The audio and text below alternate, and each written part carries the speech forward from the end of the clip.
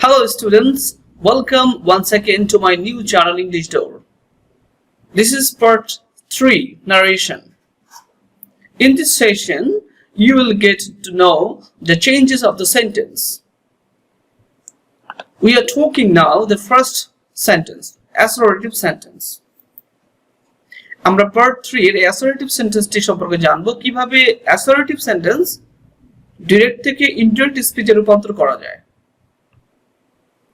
ওকে প্রিয় শিক্ষার্থী দেখো রিপোর্টিং ভার্ব অ্যাসার্টিভ সেন্টেন্স যদি said থাকে তাহলে said হবে ওকে যদি said to থাকে তাহলে said to সম্পূর্ণটা পরিবর্তন হয়ে হবে told ইনডিরেক্ট স্পিচে আর যদি প্রেজেন্ট ফর্ম says থাকে বা says to থাকে তাহলে হবে tells আর রিপোর্টিং ভার্বের পরে রিপোর্টেড স্পিচে ইনভার্টেড কমা থাকে সেই ইনভার্টেড কমাটা উঠে দ্যাট বসবে টেন্স পারসন এবং অ্যাডভার্বের পরিবর্তন হবে আর মনে রাখতে হবে স্টুডেন্ট স্পিচে যদি ইউনিভার্সাল ট্রুথ থাকে সেন্টেন্সটি অর্থাৎ রিপোর্টেড স্পিচ যদি ইউনিভার্সাল ট্রুথ অর্থাৎ চিরন্তন সত্য বাক্য থাকে তাহলে সেই সেন্টেন্সটিতে পরিবর্তন হবে না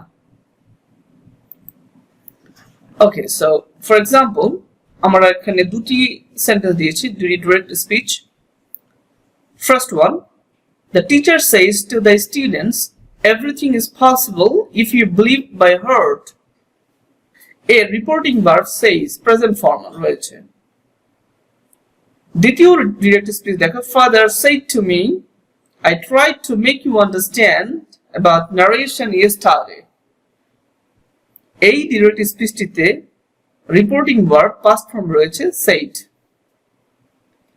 তাহলে আমরা শিখেছিলাম রিপোর্টিং ভার্ব পাস্ট ফর্ম থাকলে said to থাকলে told হবে রাইট আর প্রেজেন্ট ফর্ম থাকলে tells হবে okay let's go first one answer in direct speech teacher tells okay you understand the students that everything is possible if they believe by heart আমরা part 1 এ বলেছিলাম reporting verb present form থাকলে reported স্পিচে টেন্সের পরিবর্তন হবে না আর যদি reporting verb past form থাকে তাহলেই কেবল রিপোর্টেড স্পিচে টেন্সের পরিবর্তন হবে আর এইজন্যই দেখো আগে যে যা ছিল everything is okay possible if they believe present form এখানে কিন্তু বিলিভ প্রেজেন্ট ফর্ম তাহলে এখানে কি পরিবর্তন হয়েছে আমাদের এখানে আমাদের পারসন পরিবর্তন হয়েছে ইউ ওকে ইউ হয়ে গেছে দে ইউ কাদের বলা হয় teacher says right you second person এই সেকেন্ড পারসন কাকে ফলো করবে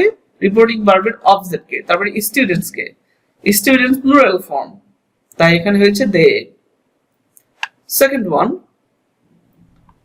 দেখো এখানে যে পরিবর্তন হয়েছে এখানে পারসন পরিবর্তন হয়েছে না আই আর ইউ আই কি হয়েছে আই হয়েছে হি ওকে আর ইউ হয়েছে কি মি কারণ ইউ সেকেন্ড পারসন কাকে ধরবে অবজেক্ট কি ছিল এখানে ফার্স্ট পারসন মি তাই এখানে মি হয়েছে তাহলে এখানে আমাদের said to এর পরিবর্তে কি হয়েছে told father said to me এর হচ্ছে father told me inverted comma উঠে that তারপর সাবজেক্ট পরিবর্তন হয় হি হলো আর এখানে দেখো যেহেতু এটা reporting verb past tense said to তাই এখানে অবশ্যই টেন্স পরিবর্তন হবে এখানে ছিল tried past form তাহলে past form হলে কি হবে past perfect form তাহলে he had tried to make me understand about narration the previous day আর এখানে একটা দেখো এখানে একটা অ্যাডভার্ব ছিল yesterday হয়ে গেছে previous day now students স্ক্রিনে তোমরা দেখতে পাচ্ছো interrogative sentence সম্পর্কে now we'll know how to change interrogative sentence from direct speech to indirect form দেখো রিপোর্টেড স্পিচ যদি রিপোর্টেড স্পিচটি ইন্টারোগেটিভ সেন্টেন্স হয় তাহলে রিপোর্টিং ভার্ব said to পরিবর্তন হয়ে হবে asked আর রিপোর্টেড স্পিচে যে ইনভার্টেড কমা ছিল সেই ইনভার্টেড কমা উঠে wh কোশ্চেন যদি রিপোর্টেড স্পিচে থাকে তাহলে wh ওয়ার্ডটাই হবে ওকে আর যদি শুধুমাত্র অক্সিলারি দিয়ে কোশ্চেনটি করা থাকে তাহলে তোমরা ইনভার্টেড কমা উঠিয়ে if বসাবে এবং তোমরা জানো ইন্টারোগেটিভ সেন্টেন্স কিন্তু প্রথমেই সাবজেক্টের আগেই কিন্তু অক্সিলারি ভার্ব থাকে, রাইট? কিন্তু যখন আমরা ডিরেক্ট থেকে ইনডাইরেক্ট স্পিচ করব তখন আগে সাবজেক্ট হবে, তারপর অক্সিলারি ভার্ব হবে, ওকে?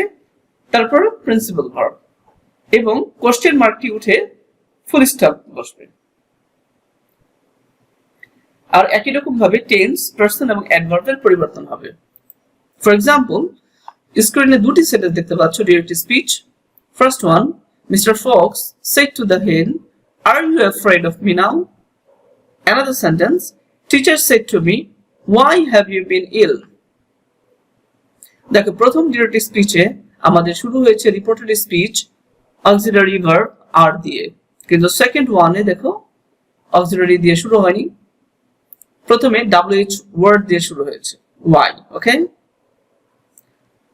এবং দেখো এখানে দুটোতেই কিন্তু পাস্ট টেন্স, said to। তো ফার্স্ট ওয়ান ইনডিরেক্ট স্পিচ দেখো, মিস্টার ফক্স asked কেন হলো? কারণ এটা interrogative sentence, are you afraid of me now, interrogative sentence, তাই এখানে কি হয়েছে? asked the hen।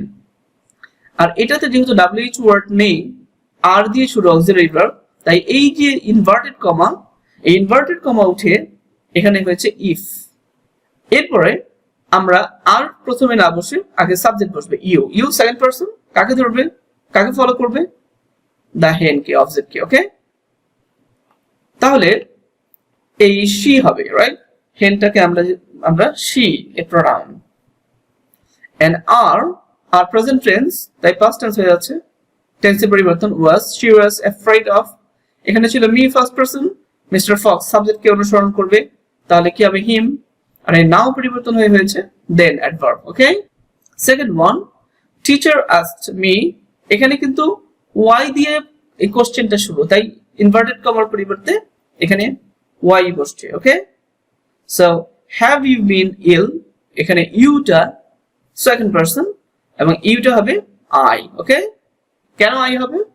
কারণ এটা রিপোর্টিং ভার্বের অবজেক্ট অনুসরণ করেছে, অবজেক্ট ফার্স্ট পারসন, তাই ইউ আই হয়েছে। আর এখানে হ্যাভ ছিল, হ্যাভ পরিবর্তন হয়ে কি হবে?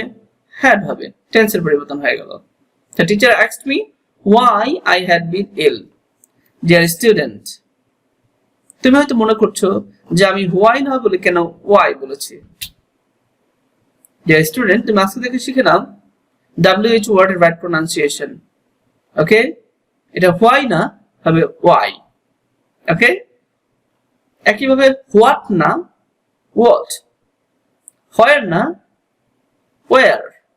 Dear student, this is the end of the session part 3 narration. If you like my videos and if you learned something from my videos, please subscribe my channel, press the bell icon to watch my video at the first. Thank you once again to my YouTube channel English Door. Please find out the part 4 session.